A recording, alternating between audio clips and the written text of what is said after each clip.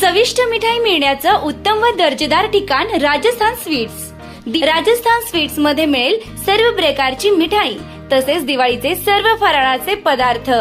Rajasthan sweets, Kopargaon येथील आमच्या शाखा छत्रपती शिवाजी महाराज स्मारक मागे, एसटी स्टँड समोर, महाजन सॉमिल, येवला रोड, कोपरगाव। आपल्याला बोलून त्या ठिकाणी आम्ही सर्व उमेदवार जाहीर करून निवडणुकीच्या रणांगणामध्ये 40 दिवसापूर्वी त्या ठिकाणी उतरलो होतो। जवळपास 11 तारखेला सर्व उमेदवार नगराध्यक्षांसहित जाहीर केले होते आणि आज त्या घटनेला 40 दिवस झालेले आहे। सर्वप्रथम अतिशय घवघवीत यश मिळाल्याबद्दल मी आणि माझे आमदार कोल्हेताई आणि सर्वच आमचे उमेदवारांच्या वतीने कोपरगावकरांचं मनपूर्वक आभार मानतो आणि त्याचप्रमाणे आपल्या उपस्थित असलेल्या पत्रकारांचे आभार मानू इच्छितो की ज्यांनी सातत्याने आमचे विचार सर्वसामान्य मतदारांपर्यंत पोहोचवण्यासाठी पुढाकार घेतला। त्याबद्दल खरं तर आज आपणास बोलवलं गेलंय की सगळ्या मतदार राज्याचे आभार। त्यांनी अतिशय चांगला प्रतिसाद आमच्या सगळ्या उमेदवारांना दिलेला आहे। 30 पैकी 19 उमेदवार आणि नगराध्यक्ष पदाचे उमेदवार हे असे आमचे 20 जवळपास त्या ठिकाणी 31च्या सभागृहामध्ये आमची सिंगल मेजॉरिटी या ठिकाणी दिलेली आहे। गेल्या 50 वर्षाचा इतिहास बघता अगदी माधवराव आढाव जरी लोकनियुक्त झाले होते नगराध्यक्ष तरी मेजॉरिटी त्यावेळेस माझ्या माहितीनुसार खाली नव्हती। नंतरच्या काळामध्ये राजेंद्र झावरे झाले त्यावेळेसही खालची मेजॉरिटी नव्हती आणि नंतरच्या काळामध्ये विजयराव वाढणे त्या ठिकाणी नगराध्यक्ष आणि खालची मेजॉरिटी वेगळी होती। भूतोना भविष्य असा ऐतिहासिक असा निकाल आणि कौल या कोपरगावच्या जनतेने दिलेला आहे। अगदी क्लिअर कट मॅन्डेट, एक हाती सत्ता, भारतीय जनता पार्टी, RPI व लोकसेवा आघाडीच्या सर्वच उमेदवारांना आशीर्वाद देऊन त्यांनी दिलेला आहे आणि कोल्हे परिवारावर विश्वास ठेवून स्वर्गीय कोल्हे साहेब असतील, आदरणीय माजी आमदार कोल्हेताई असतील, बिपिनदादा असतील आणि आम्हा सर्वांवरच हा जो विश्वास कोपरगावकरच्या जनतेने दाखवलेला आहे, निश्चितपणाने आम्ही त्या विश्वासाला कुठेही तडा जाऊ देणार नाही हे आश्वासन या निमित्ताने कोपरगावच्या जनतेला आम्ही देऊ इच्छितो, मतदारांना देऊ इच्छितो आणि त्यांचे आभार मानू इच्छितो। त्यांच्या सहित आदरणीय देवेंद्रजी फडणवीस साहेब ज्यांनी आमच्यावर विश्वास दाखवला आणि त्याचबरोबर राज्याचे महसूल मंत्री बावनकुळे साहेब ज्यांनी या ठिकाणी आपले सर्व प्रश्न मार्गी लावण्यासाठी अधिकचं ताकद देऊन आम्हाला आणि कोपरगावकरांना आश्वासित केलं, त्याबद्दल या निमित्ताने मी त्यांचे आभार मानू इच्छितो। धन्यवाद। त्याचं श्रेय सर्वसामान्य जनतेला देतो आपण, कारण की ज्यावेळेस अशा पद्धतीचा विजय संपादित होतो त्यावेळेस कोणा एकट्याला ते श्रेय देऊन चालणार नाही। तो श्रेय सर्वसामान्य सगळ्यांचाच आहे। अगदी बावनकुळे साहेबांनी जी सभा दिली त्याचा श्रेय म्हणू शकतो। देवेंद्रजींनी या ठिकाणी कोपरगावकरांना आश्वासित केलं की मी विजयी सभा घ्यायला येईल, विश्वासनाम्यातले सगळे मुद्दे मी पूर्ण करण्याची जबाबदारी घेतो, त्यांना देता येईल। 9.5 वर्षापासून नगराध्यक्षाचे उमेदवार जे त्या ठिकाणी फिरत होते त्यांनाही देता येईल। आमचे सगळे नगरसेवक त्यांनाही देता येईल। जे आमच्यासाठी थांबले, शब्दाला मान दिला, माघार घेतली, त्यांनाही तो श्रेय देता येईल। आमच्या महिला भगिनी विशेषतः कोल्हेताईंच्या आव्हानाला प्रतिसाद दिला, त्यांनाही देता येईल। आदरणीय दादा देखील त्या ठिकाणी जुने त्यांचे सर्व सहकाऱ्यांना घेऊन प्रचाराची रणधुमाळी पकडली, त्यांनाही देता येईल। अगदी आमचे पराभूत झालेले उमेदवार जरी असले तरी त्यांच्यामुळं जे काय आम्हाला मताधिक्य त्या प्रभागातून मिळालं हे श्रेय त्यांचं देखील आहे। आणि सर्वसामान्य कोपरगावकर नागरिक आणि सर्वात महत्त्वाचं म्हणजे आमची पार्लिमेंटरी ज्यांनी अतिशय उत्कृष्ट या ठिकाणी सर्वच उमेदवारांची निवड, नगराध्यक्ष सहित खालचे सगळ्या उमेदवारांची निवड त्यांनी केली, त्यांनाही याचं श्रेय देता येईल। आमच्या विश्वासनाम्यातील असलेल्या सगळ्या विकास कामांचं त्यालाही श्रेय देता येईल। आणि सर्वात महत्त्वाचं म्हणजे हे विरोधकांनाही श्रेय देता येईल। की त्यांनी ज्या पद्धतीने ऐनवेळी चुकीच्या मार्गाने उमेदवारी केल्या आणि विकासावर जाणारी निवडणूक वेगवेगळ्या दिशेने घेऊन जाण्याचा प्रयत्न केला, अगदी खालच्या पातळीवर नेण्याची प्रयत्न केला. स्वर्गीय कोल्हे साहेब हयात नसताना त्यांच्यावर टीका करून केविलवाणी प्रयत्न केला मत मिळवण्याचा. किंबहुना त्या ठिकाणी ताईंवर एक महिला म्हणून एकेरी उल्लेख करणं किंवा वेगळ्या पद्धतीने भाष्य करणं, वेगवेगळे खोटे नाटे आरोप त्यांनी त्या ठिकाणी केले. असे अनेक विजयाचे मानकरी या ठिकाणी असू शकतात. तुम्हाला देखील पत्रकारांनी वस्तुस्थिती, आमचे जे विचार आहे, कॉर्नर सभा आहे, झंझावत आहे प्रचाराचा 40 दिवसाचा, तो जनतेपर्यंत पोहोचवला. त्याच्यामुळं ज्यावेळेस अशा पद्धतीचा निकाल लागतो त्याचं श्रेय कोण्या एकट्याचं नसून ते सर्व समाज घटकाचं, सगळ्या स्तरातील लोकांचं, समाजातील प्रत्येक घटक, वेगवेगळे समाज बांधव आणि विशेषतः आमचे कार्यकर्ते जे शहरातले तर होतेच पण ग्रामीण भागातील देखील, की 11 वर्ष आपल्या पार्टीवर गुलाल न पडल्यामुळं ते अगदी पायाला भिंगरी लावून प्रत्येक मतदारापर्यंत ओळखीने कुठंतरी पोचत होते. या सगळ्यांनाच आमचे कर्मचारी असतील, कारखान्याचे असतील, आमच्या उद्योग समूहातील कामाचा वेळ संपल्यानंतर आपल्या ओळखीने मतदारांपर्यंत ते जात होते. असं श्रेय हे सगळ्यांनाच देतो. आणि आमच्या मित्रपक्षासहित सगळ्याच आमच्या उमेदवारांनी जो काही मेहनत 40 दिवसात घेतली, त्यांच्याबरोबर कार्यकर्त्यांनी, इच्छुक उमेदवारांनी, माघार घेतलेल्या उमेदवारांनी, हे सगळं विजयाचं श्रेय हे त्यांना जातं. अगदी त्या वयोवृद्ध महिला जी गाडी थांबवून आमच्यावर मायाचा हात फिरून आशीर्वाद देत होत्या, किंवा आमच्या कुटुंबातील सदस्य, मग त्याच्यात मिलिंददादा असतील, अमितदादा असतील, इतरही सदस्य ज्यांनी त्या ठिकाणी, नितीनदादा असतील, सगळ्यांनीच प्रचार केला, त्यांनाही श्रेय आमच्या. खरं तर कुठली निवडणूक म्हटलं तर आपण श्रद्धा ठेवून त्या ठिकाणी पूजा अर्चा करतो, तसे आमच्या माई रोज त्या ठिकाणी पूजा करायचं. म्हणून हे श्रेय निवडणूक लागली का सगळेच त्या ठिकाणी निवडणुकीला हातभार लावतात. थेंबे थेंबे तळे साचे ज्याला आपण म्हणतो. विरोधी शक्ती जरी खूप त्या ठिकाणी वेगवेगळ्या माध्यमातून डावपेच टाकत होते, परंतु हे सगळे भेदून आम्ही या ठिकाणी विजयाचा गुलाल घेतलेला आहे आणि कोपरगावचा ऐतिहासिक निर्णय लागलेला आहे आणि एक नवीन विकासाचा पर्व या निमित्ताने चालू झालेला आहे, एवढंच आपल्याला आश्वासित करतो.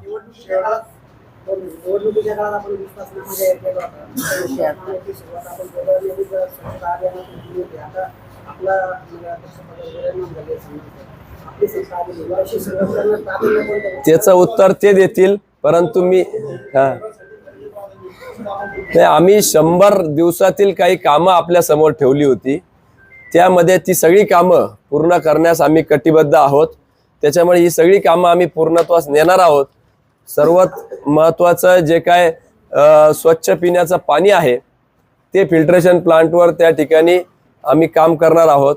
या सगळ्या गोष्टी, ॲम्ब्युलन्स घेणं असेल किंवा क्लासरूम डिजिटलायझेशन करणं असेल, हे आमच्या विश्वासनामा, आमच्या वेळोवेळी दिलेल्या भाषणातील शब्द सगळे पूर्ण करण्यासाठी आम्ही कटिबद्ध राहू. आमचे सगळे उमेदवार आणि पडलेले उमेदवार हे सगळेच त्यांच्या त्यांच्या प्रभागातील काम करण्यासाठी त्या ठिकाणी बांधील राहू जनतेशी.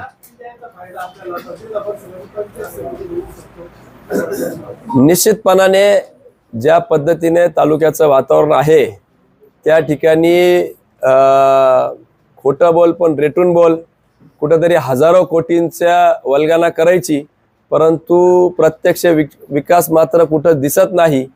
आणि ह्या कारणास्तव बदलाचं वातावरण, परिवर्तनाचं भावना ही ग्रामीण भागापासून ते शहरापर्यंत सगळं आहे.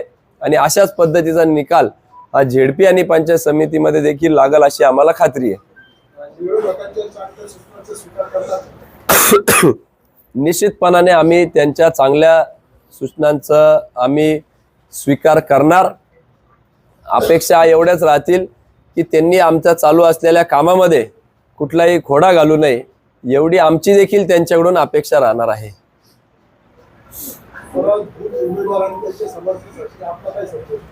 नाही, पराभूत उमेदवारांनी खचून न जाता एक लक्षात घेतलं पाहिजे की नगराध्यक्ष आपला आहे त्या उमेदवारांसाठी थेट नगराध्यक्ष त्या ठिकाणी त्यांचं पालकत्व घेणार आहे. त्याच्यामुळे त्यांनी कुठलंही असं काय मानून चालणार नाही की आपला पराभूत झालेला आहे, नाम उमेद होऊन चालणार नाही. त्यांच्यासाठी जितका विजयी उमेदवाराला आमचा सन्मान, मान सन्मान किंवा पाठबळ असेल, तितकंच किंबहुना त्याच्याही पेक्षा जास्त पाठबळ त्यांना आम्ही नगरपालिकेच्या माध्यमातून देऊ, एवढं मात्र मी सगळ्यांना आश्वासित करू इच्छितो. हो, निश्चितपणाने त्यावेळेस जरी झाली असती तरी निवडणूक फायदाच झाला असता, पुढे गेली तरी तिचा फायदा झाला. त्याच्यामुळं निवडणूक कधी झाली असती तरी गुलाल आमचाच होता याची मात्र आम्हाला खात्री होती. हा, त्याचं श्रेय ज्यांनी माहिती दिली हे त्यांना दिलं पाहिजे. नाही, असं असतं की अज्ञात ज्ञात सगळेच लोक आपापल्या परीने त्या ठिकाणी शहर विकासाच्या दृष्टीने निर्णय घेत असतात. आणि त्याच्यामुळं ज्यांना कोणाला त्रास झाला, एकीकडे आपण लाडक्या बहिणींचा उल्लेख करायचा आणि दुसरीकडे त्यांच्यावर 101च्या कारवाई झाल्याच्या आम्हाला महिलांनी सांगितलं, ठीक आहे, आम्ही कळलं नाही, परंतु त्याचा परिणाम निश्चितपणाने मतपेटीतून त्या ठिकाणी दिसतो.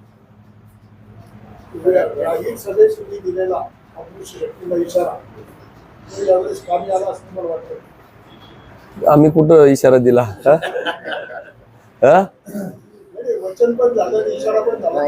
नाही नाही, आम्ही कोणालाच काही केलं नाही. आपलं स्ट्रेट फॉरवर्ड असतं, जे आहे ते आहे, जे नाहीये ते नाहीये.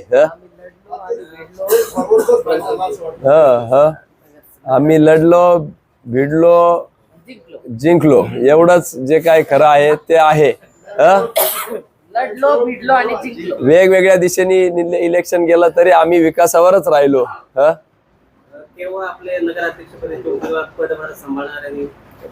नवीन वर्षामध्ये निश्चितपणाने, कारण की जरी निवडून आलेले असले तरी त्या ठिकाणी सगळ्यांचे आभार मानायचे असतात, कार्यकर्त्यांचं, पडलेल्या कार्यकर्त्यांशी संवाद साधायचा असतो, ज्यांनी धावपळ केली त्यांचं मनोधैर्य वाढवायचं असतं, एक आपल्याला प्लॅन घेऊन जावं लागतं.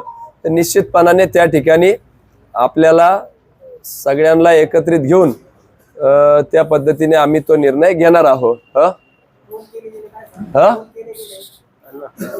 AI आणि ट्रोल्स हे मोठ्या प्रमाणात इथं झाल्याचं मला काही आमच्या मतदारांनी सांगितलं. खरं तर निवडणुकीमध्ये व्यस्त होतो, परंतु ज्यांच्याकडे कुठलेही विषय नसता ते अशा खालच्या पातळीवर AI आणि ट्रोलचा वापर करून मत घेण्याचा प्रयत्न करता.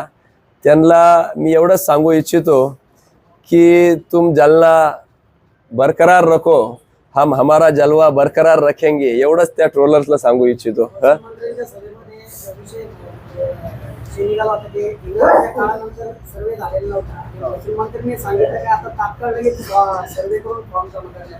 निश्चितपणाने तुमच्या माहितीसाठी मी सांगू इच्छितो की सभेनंतर जेवायला ज्यावेळेस महसूल मंत्री साहेब घरी आले, आदरणीय ताई आणि दादांनी त्यांना आग्रह धरला आणि तात्काळ त्यांनी कलेक्टर आणि प्रांताला तशा सूचनाही दिलेल्या आहे. निवडणुकीनंतर त्याचं कामही चालू करायला त्यांचे आदेश झालेले आहे. त्याच्यामुळे आपल्या माध्यमातून पुनश्च एकदा कोपरगावकरांना आश्वासित करतो की 7/12 उतारा आपल्या नावावर केल्याशिवाय आम्ही देखील स्वस्थ बसणार नाही.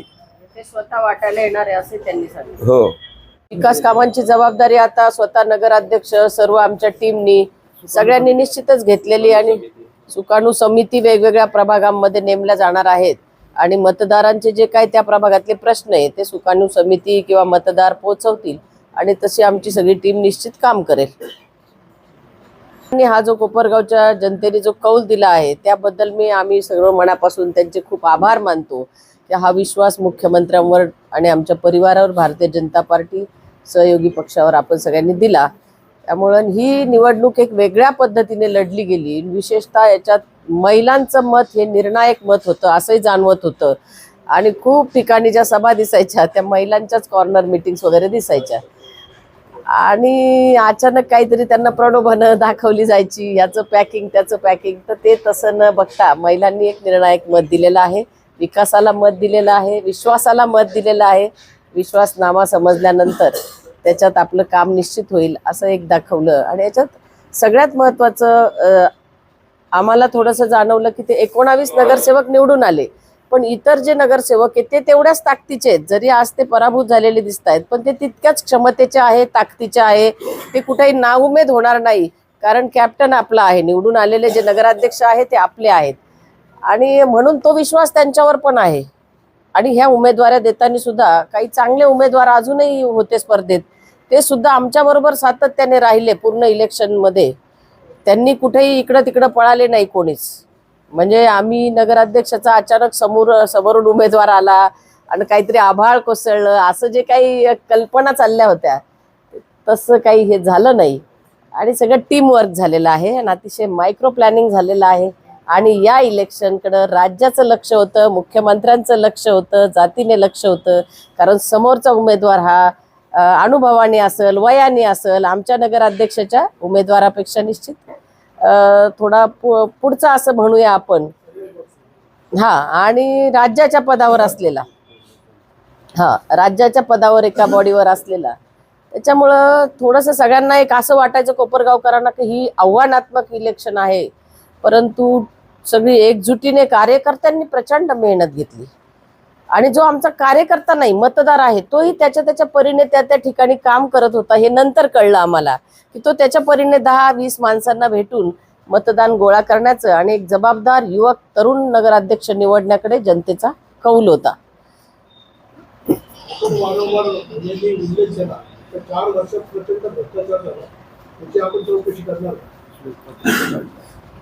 त्याचं जे काही माहिती मिळेल खऱ्या अर्थाने त्याचा पर्दाफाश तर आपण प्रचारातच केला सगळीकडे, परंतु त्याची श्वेतपत्रिका निश्चित काढली जाईल.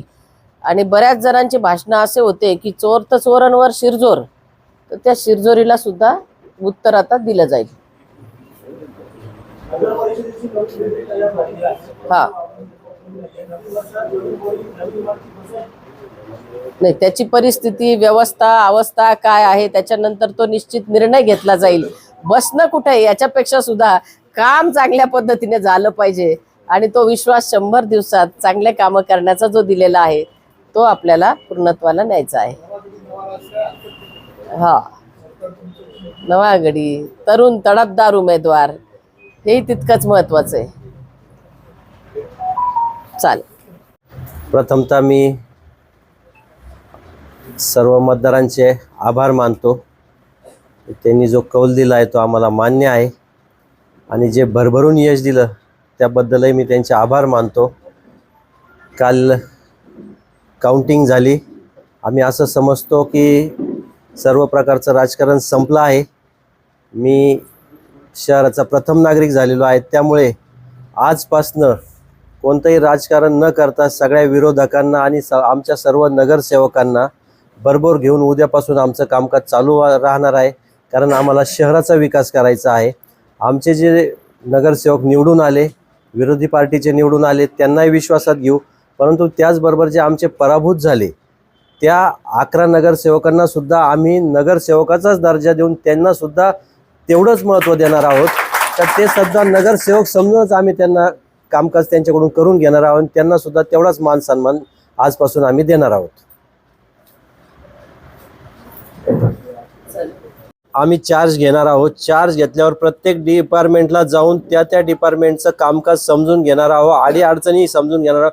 कारण 70% अडीअडचणी आम्हाला माहिती आहे, परंतु कालपर्यंत आम्हाला अधिकार नव्हता. आजपासून अधिकार प्राप्त झाला आहे. ज्या दिवशी आम्ही चार्ज घेऊ तर सगळ्या नगरसेवकांना बरोबर घेऊन जलशुद्धीकरण केंद्र असेल, पाण्याची टाकी असेल, स्वच्छताचा विषय असेल, जो कचरा डेपो असेल, आरोग्याचे कर्मचारी असतील, स्वच्छतेचे असतील, स्ट्रीट लाईट असेल, बांधकाम असेल, या सगळ्या अधिकाऱ्यांबरोबर शहरातल्या कामाचा आढावा घेणार आहे.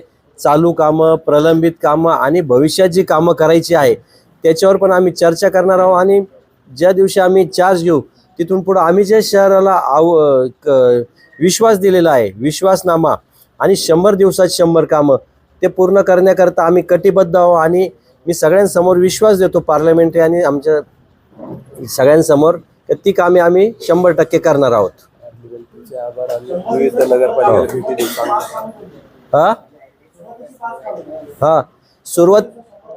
सुरुवातीच्या 5 कामामध्ये पाणी, स्वच्छता, धूळ कमी करायची आहे, आरोग्याचे प्रश्न आहे आणि ॲम्ब्युलन्सचा प्रश्न आहे. हे 5 कामे प्रायोरिटीने आम्हाला करायची आहे.